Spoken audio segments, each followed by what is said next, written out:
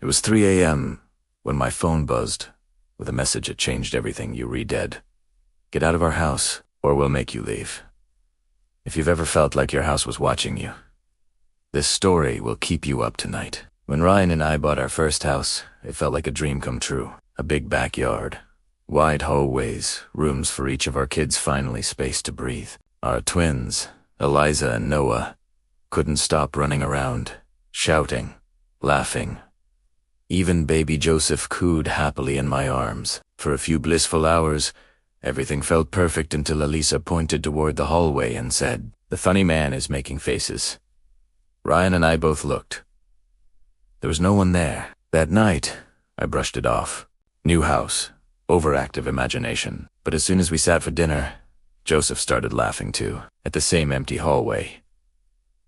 His giggles turned into sudden silence, his eyes fixed on something I couldn't see.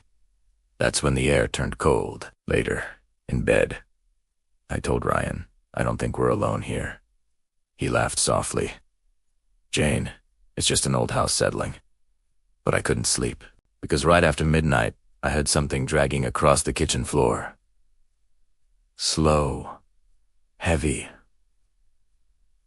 like furniture being pulled, or footsteps from someone who shouldn't be there. When I finally drifted off, it was almost 3 a.m., and then my phone buzzed. "Unknown number. You're dead. Get out of our house soon, or you'll never hear the end of it." My heart stopped. The area code was local Sun 1 from this town. Then another message popped up. "I know you're reading this. Jane will leave now."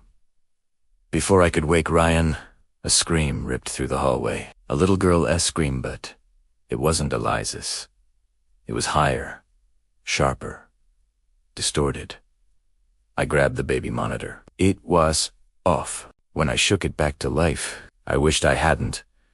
On the screen stood 3 figures in the kids' room: a man, a woman, and a small girl, dressed like they'd walked out of the 1800s.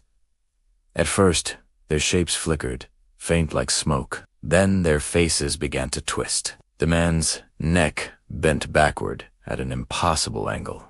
The woman's skin blackened like burning paper. The little girl's eyes melted down her cheeks as her legs warped into something animal. Their heads turned slow light toward the camera. I screamed. The screen went black. Ryan bolted upright, grabbed the monitor, and froze.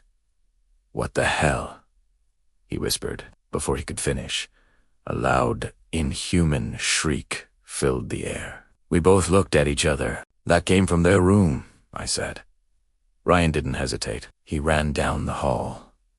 The kids were asleep. Everything was still, but the air shimmered near the crib, like heat rising from asphalt. "10 Banisa."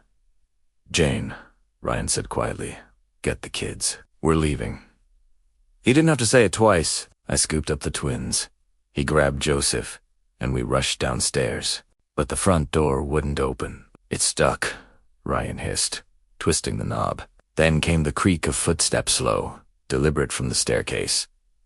We looked up. The 3 figures stood there, pale and expressionless, watching us. "Jane," Ryan said, his voice trembling now. "When I say run, run." The figures started down the stairs, first slow, then faster, limbs jerking like broken puppets. "Now," Ryan shouted. He kicked the door open. I ran barefoot into the freezing night, clutching the kids. Behind me, the house groaned and splintered, the sound of something chasing us echoing down the hallway. Ryan threw the baby carrier into the SUV and jumped into the driver's seat. The headlights flared, and there they were, the 3 figures, crawling on all 4s, rushing toward us with impossible speed. "Go, Ryan, go," I screamed. The engine roared to life. The SUV shot down the driveway, gravel flying behind us. In the rearview mirror, I saw them stop right at the edge of the property. They stood in the glare of our headlights, still, watching. And then, just like that, they disappeared. We didn't stop driving until the sun came up. The next day, our neighbor told us no one had lived in that house for years, not since the family before us died mysteriously in their sleep. A man, a woman, and a little girl. So, If you ever move into a house and your kids start talking to someone funny in the hallway down T-Laugh, don't ignore it. Grab your family and leave, because some homes don't welcome new owners. They remember the old ones.